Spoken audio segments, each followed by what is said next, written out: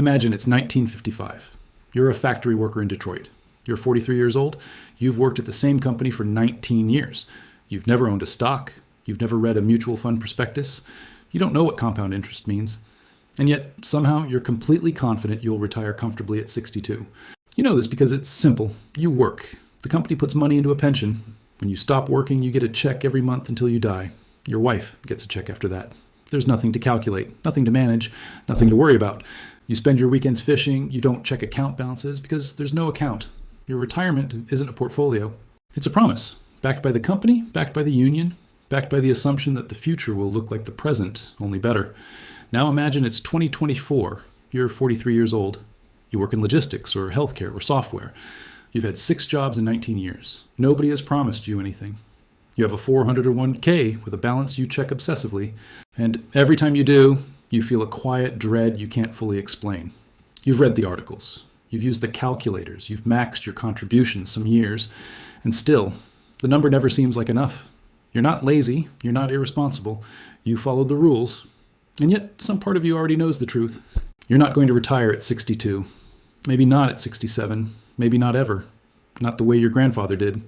Not with the certainty he had. This isn't a failure of discipline. This isn't a failure of character. This is a failure of architecture. What I'm about to explain isn't theory. It's documented history. It's demographic math. It's incentive analysis. Once you see the pattern, you can't unsee it. The retirement system you believe in was designed for a world that no longer exists. It was built on assumptions about lifespans, birth rates, wage growth, and interest rates that have all reversed. What you're experiencing isn't a personal shortfall. It's a structural collapse in slow motion. And you were never supposed to notice until it was too late. Let's begin with what most people think is happening. Most people believe retirement is harder because of individual choices. They didn't save enough. They started too late. They spent too much. They invested poorly. The narrative is always personal. It's always about blame. Financial media reinforces this constantly. The advice is always the same. Start earlier, save more, invest smarter. The implication is clear. If you can't retire, you did something wrong. This framing is convenient. It places the burden entirely on the individual. It absolves systems, institutions, and policies, and it obscures a much darker truth. The truth is this: even if you do everything right, the math no longer works for most people. The average American earns roughly $59,000 per year. The average recommended retirement savings is somewhere between $1 and $2 million, depending on the assumptions used. To accumulate that amount over a 40-year working life with average market returns, you'd need to save roughly 15 to 20% of your gross income every single year, without interruption, without job loss, without medical emergencies, without periods of stagnant wages. Most people cannot do this, not because they're irresponsible, because their wages don't allow it. And here's the mechanism most people miss. Wages, for most workers, stopped keeping pace with productivity in the early 1970s. This isn't opinion. This is Bureau of Labor Statistics data. From 1948 to 1973, productivity and wages rose in tandem. After 1973, productivity kept climbing. Wages flatlined. The gap between what workers produce and what they're paid has grown every decade since. That gap went somewhere. It went to corporate profits. It went to shareholders. It went to executive compensation. It did not go into the pockets of the workers being told to save more. You cannot save what you do not earn. To understand why retirement is collapsing, you have to understand how it was built. Retirement, as a mass social phenomenon, is a 20th century invention. Before industrialization, most people worked until they couldn't. Then they relied on family, charity, or nothing at all. The concept of a non-working final chapter of life, funded by accumulated wealth or guaranteed payments, didn't exist for ordinary people. The first modern pension system was created in Germany in 1889 by Otto von Bismarck. It was designed to begin at age 70. At the time, average life expectancy in Germany was roughly 45 years. The pension wasn't meant to be collected by most people. It was designed for the rare few who survived that long. It was politically popular precisely because it cost almost nothing to fund. The United States adopted Social Security in 1935. The retirement age was set at 65. Average life expectancy for American males at that time was around 61. Again, the system was designed on the assumption that most people would die before collecting significant benefits. These systems worked because they were built on a demographic reality that no longer exists. In 1940, there were approximately 42 workers for every Social Security beneficiary. The math was easy: 42 people paying in, one person drawing out. Even small contributions created a surplus. By 1960, the ratio had dropped to 5 to 1. By 2000, it was 3 to 1. Today, it's approaching 2 to 1, and it will soon fall below that. This isn't projection. This is demography. The baby boom generation is now entering retirement. The generations behind them are smaller. Birth rates have fallen below replacement level. Immigration has not filled the gap. The structure that worked when 42 workers supported one retiree cannot function when 2 workers support one retiree. The contributions required would be economically impossible. The benefit cuts required would be politically catastrophic. That's the trap. But Social Security is only part of the architecture. The other half was private pensions. And what happened to pensions is one of the most consequential economic shifts in modern American history. Most people don't know how it happened. After World War II, American corporations built what historians call the post-war social contract. Large employers offered defined benefit pensions. Work for us for 30 years. Retire with a guaranteed monthly income for life. The company manages the money. The company takes the risk. You get the certainty. This system was expensive for companies, but it was stable. It tied workers to employers. It reduced turnover. It created loyalty.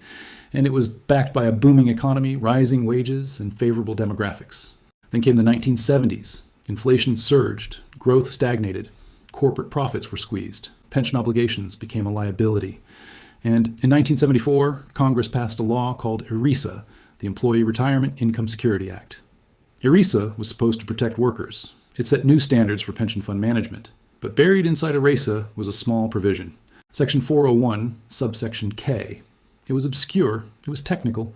It allowed employees to defer part of their salary into a tax-advantaged account. Nobody thought much of it at the time. Then, in 1978, the IRS issued a ruling that clarified how 401k contributions could work. A benefits consultant named Ted Benna saw an opportunity. In 1980, he created the first modern 401k plan. The 401k was never designed to replace pensions. It was designed as a supplemental savings vehicle for executives who wanted additional tax deferral. It was a loophole, a technicality, a workaround. But corporations saw something else. They saw an exit. Over the next 3 decades, American companies systematically dismantled defined benefit pensions and replaced them with 401k plans. The shift was marketed to workers as freedom, choice, control over your own future. You're not stuck with a company plan. You can invest however you want. What was not explained was the transfer of risk. In a defined benefit pension, the company bears the investment risk. If the market crashes, the company still owes you your pension. Your retirement is their problem. In a 401k, you bear the investment risk. If the market crashes, you lose. If you invest poorly, you lose. If you live too long, you run out of money. Your retirement is entirely your problem. This was the single largest transfer of financial risk from institutions to individuals in American economic history. And it happened without most workers understanding what they were losing. Let's be precise about the numbers. In 1980, approximately 38% of private sector workers had access to a defined benefit pension. By 2020, that number had fallen to 15%. Among Fortune 500 companies, only 11% still offer traditional pensions to new employees. The rest have frozen existing plans or eliminated them entirely. Meanwhile, 401k assets have grown to over $7 trillion. The financial services industry now collects billions annually in management fees, administrative fees, and advisory fees on these accounts. This is not incidental. This is the business model. When pensions existed, corporations paid actuaries and fund managers. Workers paid nothing. Now, workers pay the fees. They pay for the administration, they pay for the investment options, and they pay for the privilege of managing their own risk. The median 401k balance for Americans aged 55 to 64 is approximately $89,000. Think about that number, $89,000, for someone approaching retirement age, using the standard 4% withdrawal rule that produces approximately $3,500 per year, less than $300 per month. That is not retirement. That is poverty with extra steps. The system did not fail accidentally. It was redesigned to shift cost and risk. The people who redesigned it benefited. The people who live inside it are now discovering they cannot exit. There's another mechanism that rarely gets discussed: interest rates. For decades, conservative retirement planning assumed that older workers would gradually shift their savings from stocks to bonds. Stocks for growth in early years, bonds for stability in later years. By the time you retired, your portfolio would be heavily weighted towards safe, interest-paying assets. This assumption was based on historical interest rates. From 1980 to 2000, 10-year Treasury bonds yielded between 6 and 14%. A retiree could park $1 million in bonds and receive $60,000 to $140,000 annually in interest income. Risk-free, guaranteed by the government, then interest rates collapsed. After the 2008 financial crisis, central banks around the world pushed rates to near zero. They stayed there, with minor fluctuations, for over a decade. 10 years. Treasury yields fell below 1% in 2020. Even now, after rate increases, real yields adjusted for inflation remain historically low. A retiree today with $1 million in Treasury bonds might receive $40,000 in interest before inflation, before taxes. That same retiree in 1985 could have received over $100,000. This is not a market fluctuation. This is a structural shift in how money works. Central banks suppressed interest rates to stimulate borrowing, to prop up asset prices, to make government debt manageable. These policies had winners and losers. The winners were borrowers, governments, corporations, homebuyers. The losers were savers, retirees, pension funds, anyone trying to live off fixed income. Nobody told retirees they were subsidizing the financial system, but they were. Now let's talk about the variable that no one can control, longevity. In 1940, a 65-year-old American male could expect to live another 12 years. Today, that number is closer to 18 years. For women, it's over 20. This sounds like good news, and in many ways it is, but it creates a mathematical problem that most retirement planning ignores. Every additional year of life in retirement requires additional savings. If you retire at 65 and live to 80, you need 15 years of income. If you live to 90, you need 25 years. That's 66% more money. Most people don't have it. The actuaries who designed Social Security and private pensions assumed people would die sooner. The formulas were built for a world where retirement lasted a decade, not a quarter century. Longevity risk is now the single largest unaccounted variable in personal retirement planning. You cannot know when you will die. You cannot know how much you need. You can only guess, and guessing wrong means poverty or dependence in your final years. Insurance products exist to address this. Annuities, long-term care insurance, but they're expensive, they're complex. They're often poorly understood and sometimes predatory. The average person is not equipped to navigate these products, and that's by design. There's a historical parallel here that's worth examining. Japan. Japan's population began aging earlier than most developed nations. Birth rates fell sharply in the 1970s. Lifespans extended. By the 1990s, Japan was experiencing what demographers call population aging on a scale no modern economy had seen. The results were predictable. Economic growth slowed. Government debt exploded. Pension systems came under strain. Interest rates collapsed and stayed low for decades. Asset prices stagnated. Japan's government tried everything. Stimulus spending, quantitative easing, infrastructure investment, nothing reversed the demographic tide. Today, nearly 30% of Japan's population is over 65. The ratio of workers to retirees is among the lowest in the world. The pension system survives through constant adjustment, raising retirement ages, reducing benefits, increasing contributions. Japan is a preview, not a warning, a preview, because every developed nation is following the same trajectory. Just a few decades behind, the United States, Germany, Italy, South Korea, and China are all facing the same demographic math. Fewer workers, more retirees, longer lifespans, lower birth rates. No amount of policy adjustment can reverse these trends in the time available. Let's talk about what most financial advice ignores, the healthcare trap. In the United States, healthcare costs have risen faster than inflation for 5 consecutive decades.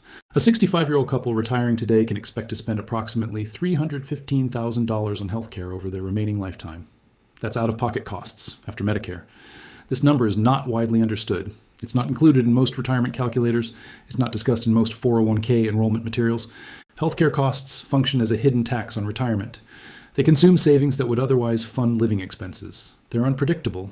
They're non-negotiable, and they tend to spike in the final years of life, precisely when other resources are depleted. Long-term care is even worse. The median annual cost of a private nursing home room in the United States is over $100,000. Medicare does not cover it. Medicaid only covers it after you've exhausted nearly all your assets. The system is designed to consume everything you've saved before providing assistance. That's not a bug. That's the policy. For many Americans, the question isn't whether they'll have enough for retirement. It's whether they'll have anything left after medical costs. There's another dimension to this that needs examination: housing. The traditional retirement model assumed home equity as a backstop. Work for 30 years, pay off your mortgage, retire with a fully owned home, sell it if necessary, downsize, tap the equity. This assumption relied on several conditions that no longer hold. First, home ownership rates for younger generations are declining. Median home prices have risen faster than wages for decades. The average first-time home buyer is now older than ever.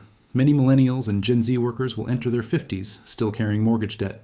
Second, those who do own homes often carry larger mortgages for longer periods. The 30-year mortgage has been extended through refinancing. Home equity lines of credit have been drawn down. The average boomer approaching retirement has less equity than their parents did at the same age. Third, property taxes, maintenance costs, and insurance premiums continue to rise. Owning a home in retirement is not free. It carries ongoing costs that erode fixed incomes. The assumption that home equity would fund retirement was always fragile. For coming generations, it may not exist at all. Now, let's examine who benefited from this transformation. The shift from pensions to 401ks created a massive new industry. Asset managers, record keepers, plan administrators, financial advisors. These entities now manage trillions of dollars and collect billions in fees. Corporations benefited by eliminating pension liabilities from their balance sheets. A defined benefit pension is a long-term obligation. It creates unpredictable costs. It affects stock prices. It limits executive compensation. When companies switched to 401ks, they converted a guaranteed expense into a capped contribution. Match 3%, match 5%, done. No further obligation. The company's liability ends the moment the money hits your account. Shareholders benefited because corporate earnings improved when pension obligations disappeared. Executive compensation rose because balance sheets looked healthier. Stock buybacks accelerated because cash was no longer locked up for future pension payments. The financial services industry benefited because they now had direct access to trillions in retirement assets. Every 401k participant is a customer. Every rollover is a revenue event. Every target date fund charges an expense ratio. The alignment is clear. Corporations, shareholders, and financial intermediaries all gained from the transition. Workers absorbed the risk. Workers pay the fees. Workers now face the shortfall. This isn't conspiracy, it's incentive structure. Follow the money, and the pattern becomes obvious. The question people ask most often is, can Social Security be fixed? Here's the mechanism. Social Security is a pay-as-you-go system. Current workers pay taxes. Those taxes immediately fund current retirees. There is no giant vault of money. There's no invested portfolio. There's a trust fund, but it's an accounting fiction. It holds government IOUs, not actual assets. For decades, Social Security ran a surplus. More money came in than went out. The excess was borrowed by the federal government for other spending. In return, the trust fund received treasury bonds, promises to pay later. Now, the system is running a deficit. More money goes out than comes in. The trust fund is being drawn down. The bonds are being redeemed. By current projections, the trust fund will be depleted by 2033 or 2034. When that happens, benefits will automatically be cut to match incoming revenue. The cut would be approximately 20 to 25%. That's not a political prediction. That's the law. There are only 3 ways to address this. 1, raise taxes, increase the payroll tax rate, or lift the cap on taxable income. Both are politically difficult. Both put additional burden on workers already struggling. 2, cut benefits, reduce monthly payments, or raise the retirement age. Both are politically explosive. Both harm people who planned based on current promises. 3, general revenue funding, use income taxes or deficit spending to cover the gap. This converts Social Security from a self-funded program into another line item on the federal budget. It competes with defense, healthcare, infrastructure. None of these options are painless. None of them are likely to happen smoothly. The political system is not designed to solve problems that span decades. By the time the trust fund is depleted, the solutions will be forced, not chosen. That's how structural problems become crises. Here's the constraint that makes this irreversible. Demographics. You cannot manufacture workers. You cannot accelerate birth rates fast enough to matter. You cannot import sufficient immigrants without political backlash. You cannot reverse decades of wage stagnation overnight. The ratio of workers to retirees is baked in for the next 30 years. Everyone who will retire in that period has already been born. Everyone who will support them is already alive. This is not a prediction. This is arithmetic. Japan tried to innovate around demographics. They built robots. They extended working lives. They imported temporary workers. The decline continued. Europe tried policy incentives, parental leave, childcare subsidies, housing support. Birth rates remained below replacement. The United States is following the same path. Fertility rates have fallen to historic lows. Immigration politics grow more contentious. The working age population is stagnating. The only variable that could change this trajectory is productivity. If each worker becomes dramatically more productive, fewer workers could support more retirees. Artificial intelligence and automation might deliver this, but productivity gains take decades to materialize in living standards, and there's no guarantee they'll be distributed to workers rather than captured by owners. We're relying on technology we don't have to solve a problem we're already inside. Let's be clear about what this means. Retirement, as your grandparents knew it, is ending. Not for everyone, not immediately, but structurally. The model is breaking. The wealthy will be fine. They always are. Private portfolios, estate planning, generational transfers. They'll retire when they want, how they want. The upper middle class will manage. They'll work longer. They'll downsize earlier. They'll fund retirement through a combination of savings, real estate, and continued work. Everyone else will face a different reality. Social Security benefits that don't cover living costs, savings that depleted early, healthcare expenses that consumed equity, working into their 70s because there's no alternative. This isn't apocalypse, it's adjustment. A slow, grinding adjustment where expectations collide with mathematics. The post-war promise, work hard and retire secure, was a historical anomaly. It existed for roughly 40 years. It depended on conditions that no longer hold. What's coming next isn't collapse, it's reversion. A return to the historical norm where most people worked until they couldn't, then relied on family charity or less. That sounds harsh. But history doesn't owe us comfort. There are those who say individual responsibility can solve this. Save more, invest better, be disciplined. This is true at the individual level. Someone who saves aggressively from age 22, earns above average returns, and avoids catastrophic setbacks can retire comfortably. But systems cannot be fixed by individual virtue. Not everyone can be above average. Not everyone can avoid setbacks. Not everyone earns a wage that allows aggressive saving. The advice to save more ignores the question of where the money comes from. The advice to invest better ignores that most people have no financial training and are competing against professionals with superior resources. The advice to start earlier ignores that debt loads, housing costs, and wage stagnation make early saving impossible for many. Individual solutions don't scale. They never have. The question isn't what any one person should do. The question is what happens when millions of people can't do what's required. We'll find out. Because that's where we're headed. This is historical and educational analysis, not financial or investment advice. The patterns discussed here describe systems, not predictions about specific outcomes or timing. Here's what I'd leave you with. The retirement system wasn't built on malice. It was built on assumptions that populations would grow, that wages would rise, that interest rates would remain stable, that lifespans would increase slowly. Every assumption failed. The people who designed Social Security couldn't anticipate birth control, globalization, or central bank policy. The corporations that built pensions couldn't anticipate the profit pressures that would force them to abandon those promises.